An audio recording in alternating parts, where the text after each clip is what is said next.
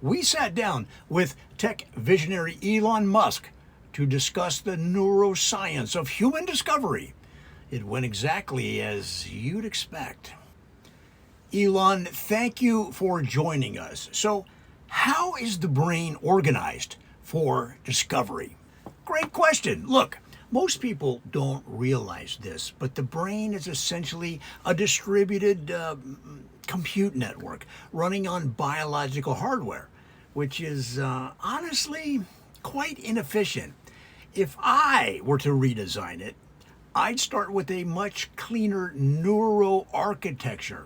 But the discovery mechanism specifically lives in what I call the frontal ignition zone, which fires when you encounter novel stimuli.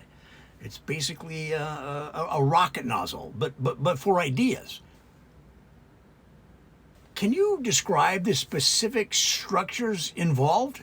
Well, you've got your hippocampus, everyone knows that one. But what people aren't talking about is the metacortical throughput layer, which is sandwiched between the prefrontal cortex and what neuroscientists call the curiosity manifold. This is where your brain basically does a first principles reset on incoming data. Tesla's onboard computer does something similar, actually. It's not a coincidence. What about the role of dopamine in curiosity? Dopamine is real, yes, good catch, but it's honestly just the surface layer. The deeper mechanism is what I'd call synaptic delta accumulation, where your neurons are building up a kind of think of it as a launch pad. And when enough delta accumulates, you get what the old neuroscience guys called an aha moment. But what's actually happening is a sort of a rapid, multi-threaded dendritic fork. I mean, I've been saying this for years. The field is starting to catch up. Elon, some researchers argue the default mode network is key to creativity. What are your thoughts?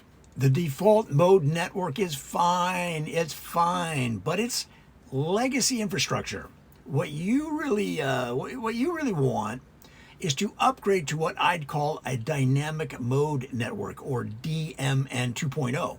The original DMN was designed for a pre-internet brain. We're running a 21st century cognitive load on a 50,000-year-old operating system. Neuralink is fixing this, obviously. We'll have a patch out for the biological DMN issue within the decade. Well, maybe sooner if the FDA would cooperate. Last question. What's your advice to people who want to think more creatively? First, delete your priors mentally. Just do a hard reset on your axonal belief state. You can do this through fasting or by reading any posts on X. Second, engage your corpus exploratum, which is adjacent to the corpus callosum, but more discovery-oriented. Third, stop relying on these experts. They're overfitted. The best discoveries come from people who don't know enough to know they're wrong. I would include myself in that category, but I'm usually right. So